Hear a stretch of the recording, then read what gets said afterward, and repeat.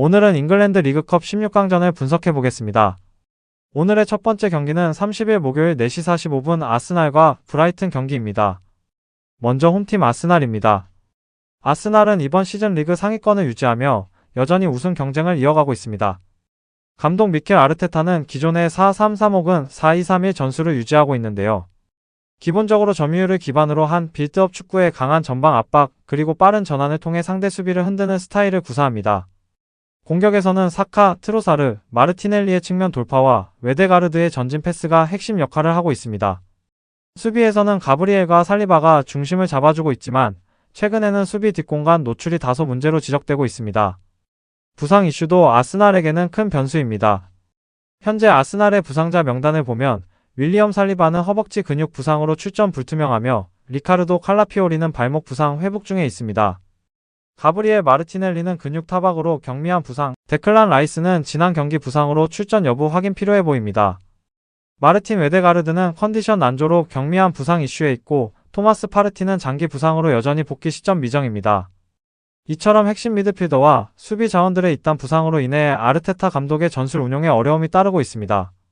하지만 최근 리그 5경기에서 3승 1무 1패로 비교적 안정된 흐름을 이어가며 홈에서는 여전히 높은 승률을 자랑하고 있습니다. 다음은 원정팀 브라이튼 앤 호브 알비온입니다. 브라이튼은 감독 로베르토 데 제르비 체제 하에서 공격적인 철학을 유지하고 있습니다. 주로 4-2-3-1 전술을 사용하며 짧은 패스 빌드업과 빠른 전환, 그리고 유연한 포지셔닝을 통해 상대의 수비 라인을 무너뜨리는 스타일이죠. 하지만 올 시즌 들어 수비 안정감 부족과 부상자 누적으로 인해 경기력 기복이 상당합니다. 특히 수비 라인의 연계와 후방 빌드업에서 실수가 잦은 모습이 최근 경기들에서 반복되고 있습니다. 현재 브라이튼의 부상자 명단은 다음과 같습니다. 솔리 마치는 무릎 부상으로 장기 결장 중에 있습니다. 잭 힌셔로드는 발 부상으로 시즌 중반까지 복귀 불가하며 아담 웹스터는 무릎 부상으로 결장 중이고 훌리오 엔시소는 햄스트링 부상에서 회복 중이지만 출전 불투명해 보입니다. 이처럼 브라이튼 역시 부상자들이 많아 주전 라인업이 완전하지 않습니다. 최근 5경기에서 2승 1무 2패를 기록 중인데 공격에서는 여전히 위협적인 장면을 만들지만 수비 불안이 해소되지 않은 모습입니다. 두 팀의 맞대결 전적을 보면 최근 흐름에서는 아스날이 우세합니다. 특히 홈 에미레이츠 스타디움에서는 아스날이 브라이튼 상대로 강한 모습을 보이고 있으며 다득점 경기가 자주 나왔습니다. 양팀 모두 공격 지향적인 스타일이기 때문에 이번 경기 역시 득점이 많이 나올 가능성이 높습니다. 이번 경기의 핵심 포인트는 바로 부상 선수들의 출전 여부입니다. 아스날은 중원과 수비 핵심이 일부 빠져 있지만 홈 이점과 전반적인 전력의 깊이에서 브라이튼보다 앞서 있습니다. 반면 브라이튼은 수비진 이탈이 많아 아스날의 공격 라인을 막아내기 쉽지 않아 보입니다. 따라서 이 경기의 최종 예측 결과는 아스날 승 2.5 언더 추천드립니다. 오늘 두 번째 경기 30일 목요일 4시 45분 리버풀과 크리스탈 팰리스 경기입니다. 먼저 홈팀 리버풀입니다. 리버풀은 이번 시즌 초반 기대와는 다르게 다소 흔들리는 모습을 보이고 있습니다. 감독 아르네 슬롯은 4-3-3 전술을 주로 사용하면서 점유율 기반의 공격 전개와 빠른 측면 전환, 전방 압박을 중심으로 한 스타일을 구사합니다. 하지만 최근 들어 수비 조직력 불안과 뒷공간 노출이 문제가 되고 있습니다. 특히 상대의 롱볼과 세트피스 상황에서 쉽게 실점하는 장면이 자주 나오고 있죠. 공격에서는 여전히 모하메드 살라의 결정력과 다르윈 누네스, 루이스 디아스의 측면 돌파가 위력적입니다. 하지만 결정적인 찬스를 놓치는 빈도가 높고 미드필더 라인의 연계도 다소 불안한 모습입니다. 이번 경기의 변수는 부상자 명단입니다. 커티스 존스는 햄스트링 부상에 있으며 라이언 흐라번베르는 근육 부상에 있습니다. 이 선수들이 모두 정상적으로 출전하지 못할 가능성이 있어 중원과 풀백 로테이션 운영에 부담이 생겼습니다. 최근 리버풀의 5경기 성적은 2승 1무 2패로 기대 이하의 흐름을 보이고 있습니다. 특히 지난 라운드 브렌트퍼드전에서 0대1로 패하며 리그 순위가 다소 하락한 상황입니다. 이번 경기에서는 안필드 홈의 이점을 살려 반등이 절실한 상태입니다. 다음은 원정팀 크리스탈 팰리스입니다. 감독 올리버 글라스너는 팀의 점차 조직력을 불어넣으며 4-2-3-1 전술을 기반으로 수비 안정과 빠른 역습을 병행하고 있습니다. 특히 중원에서의 압박과 측면 침투 플레이가 팰리스의 핵심 무기인데요. 엘리제 올리세, 에세 등 젊은 공격 자원들의 빠른 전환이 강점입니다. 다만 마무리 능력에서 일관성이 떨어지고 있으며 원정 경기에서는 수비 집중력이 떨어지는 단점이 있습니다. 리버풀처럼 팰리스도 부상자가 있어 전력 운영에 어려움을 겪고 있습니다. 마이클 올리세는 햄스트링 부상에 있고 체이크 두쿨의 무릎 부상, 마크 게이 발목 부상, 네이선 퍼거슨은 재활 중에 있습니다. 이 4명 모두 주전급 혹은 주요 백업이기 때문에 수비 라인과 중원 구성에 공백이 생긴 상태입니다. 최근 5경기 성적은 1승 3무 1패로 비교적 안정적인 흐름이지만 공격력이 다소 답답한 상황입니다. 특히 최근 3경기에서 2골밖에 넣지 못하며 득점력 회복이 과제로 꼽힙니다. 리버풀과 크리스탈 팰리스의 최근 맞대결을 보면 팰리스가 전혀 밀리지 않는다는 걸 확인할 수 있습니다. 또 최근 경기에선 팰리스가 리버풀을 2대1로 잡기도 했으며 최근 전적에선 오히려 더 좋은 결과를 보이기도 했습니다. 하지만 홈에서의 강점을 리버풀이 명확하게 보여준다면 팰리스가 압도하는 경기 또한 보기 어렵다고 생각합니다. 따라서 이 경기의 최종 예측 결과는 리버풀 승 2.5언더 추천드립니다. 오늘 세 번째 경기 30일 목요일 4시 45분 스완지와 맨체스터 시티 경기입니다. 먼저 스완지입니다. 스완지는 현재 EFL 챔피언십 중하위권에 머물러 있지만 컵 대회에서는 프리미어리그 팀 상대로 종종 끈질긴 경기력을 보여주고 있습니다. 감독 앨런 셔어는 4-2-3-1 전술을 주로 사용하며 수비적인 블록을 형성한 뒤 빠른 역습으로 득점을 노리는 전형적인 언더독 전술을 구사합니다. 특히 측면 공격수의 스피드를 활용해 맨시티의 뒷공간을 노릴 가능성이 높습니다. 수비에서는 조직적인 라인 유지와 미드필더의 커버가 핵심인데 상대가 맨시티라는 점을 고려하면 거의 수비에 집중한 형태가 예상됩니다. 부상자 정보는 비교적 제한적이지만 주전 미드필더 제이미 패터슨과 수비수 네이선 우드가 경미한 부상으로 출전이 불투명하다는 보도가 있습니다. 이외에는 대부분의 주전 자원이 출전 가능할 것으로 보입니다. 최근 5경기에서는 2승 2무 1패로 수비적인 안정감은 좋아졌지만 공격 전개가 답답한 모습을 보이고 있습니다. 다음은 맨체스터 시티입니다. 맨체스터 시티는 이번 시즌 프리미어리그에서도 여전히 강력한 우승 후보로 꼽히고 있습니다. 감독 펩 과르디올라는 변함없이 4-3-3 전술을 주로 사용하고 있으며 짧은 패스 빌드업과 높은 점유율 그리고 공격적인 풀백 운영으로 상대를 압박하는 스타일을 유지하고 있습니다. 공격 시에는 하이프레스를 통해 상대 수비 라인을 끌어올리고 케빈 더 브라이너와 필 포든, 제레미 도쿠 등이 중앙과 측면을 유기적으로 오가며 찬스를 만들어냅니다.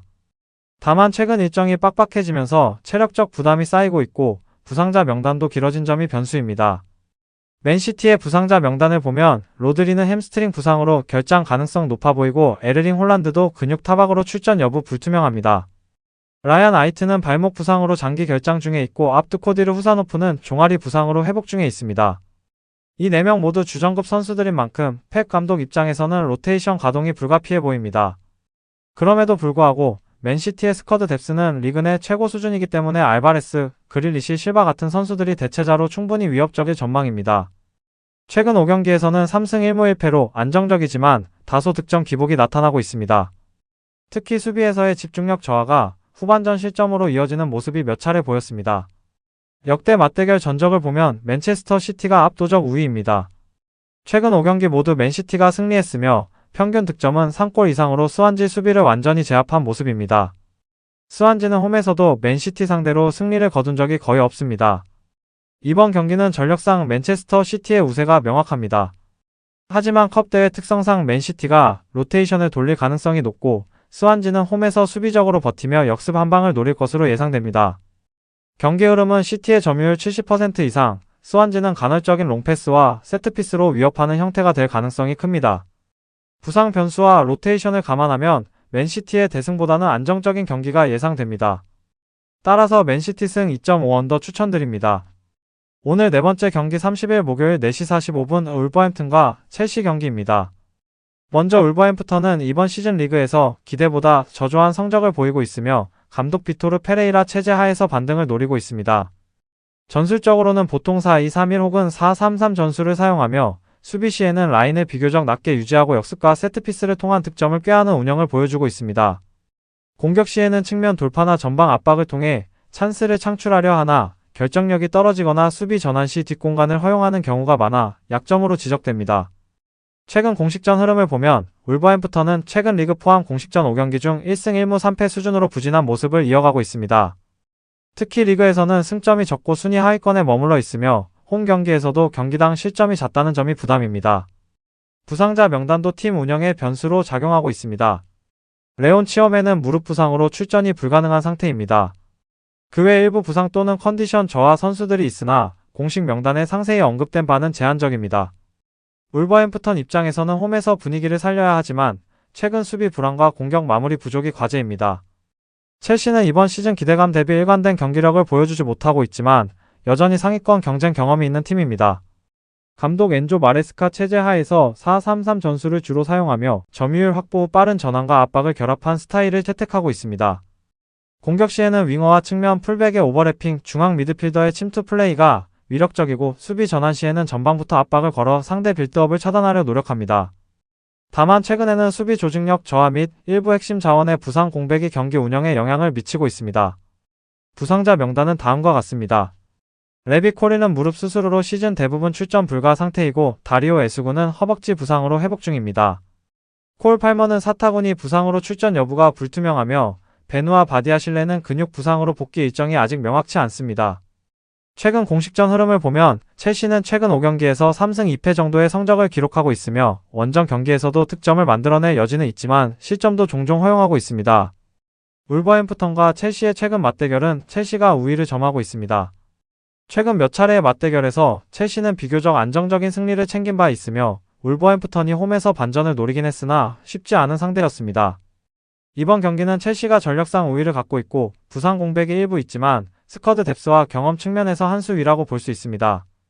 반면 울버햄프턴은 홈 이점을 살려야 하지만 최근 흐름이 그리 좋지 않고 수비 불안이 뚜렷합니다.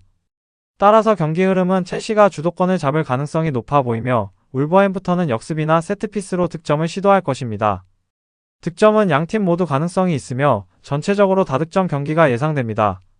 따라서 이번 경기 최종 예측 결과는 첼시 승 2.5버 추천드립니다. 오늘 5번째 경기 30일 목요일 오시 뉴캐슬과 토트넘 경기입니다. 먼저 뉴캐슬은 감독 에디하우 체제 아래 리그 및 유럽 대회 모두 챙기려는 일정이 진행 중입니다. 전술적으로는 보통 4-3-3 혹은 4-2-3-1 형태를 바탕으로 중원을 두텁게 구성하고 측면을 활용한 공격 전개를 시도하고 있습니다.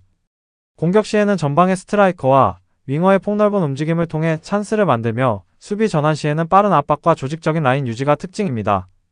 다만 최근에는 일정이 겹치면서 체력 문제가 드러나고 있고 풀백 및 외곽 수비 자원의 부상으로 수비 밸런스에 흔들림이 있는 점이 약점으로 꼽힙니다. 뉴캐슬의 부상자 명단은 다음과 같습니다.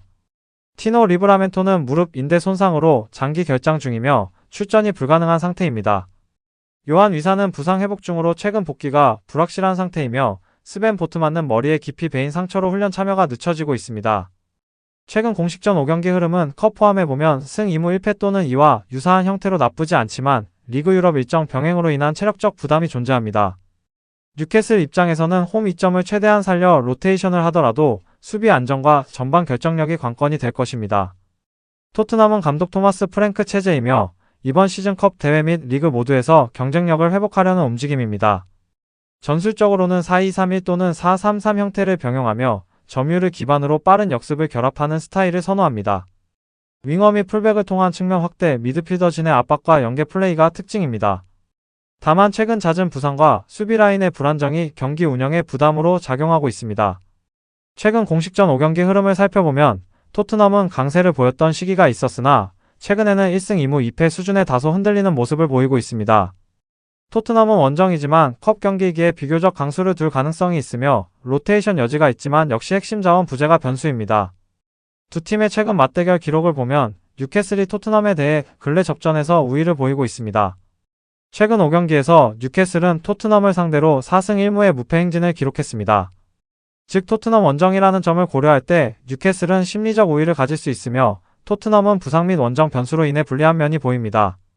이번 경기는 양팀 모두 로테이션 가능성이 높으며 특히 토트넘 쪽이 부상자가 많아 완전 전력이라 보긴 어렵습니다.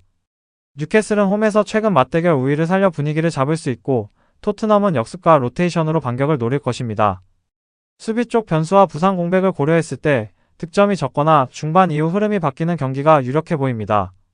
따라서 이 경기의 최종 예측 결과는 뉴캐슬 승 2.5 언더 추천드립니다. 오늘 분석 내용과 조합들은 댓글 링크를 통해 무료로 받아보실 수 있습니다. 여러분의 구독과 좋아요는 저에게 큰 힘이 되며 알림 설정을 해두시면 매일 업데이트되는 경기 분석을 바로 확인하실 수 있습니다. 감사합니다.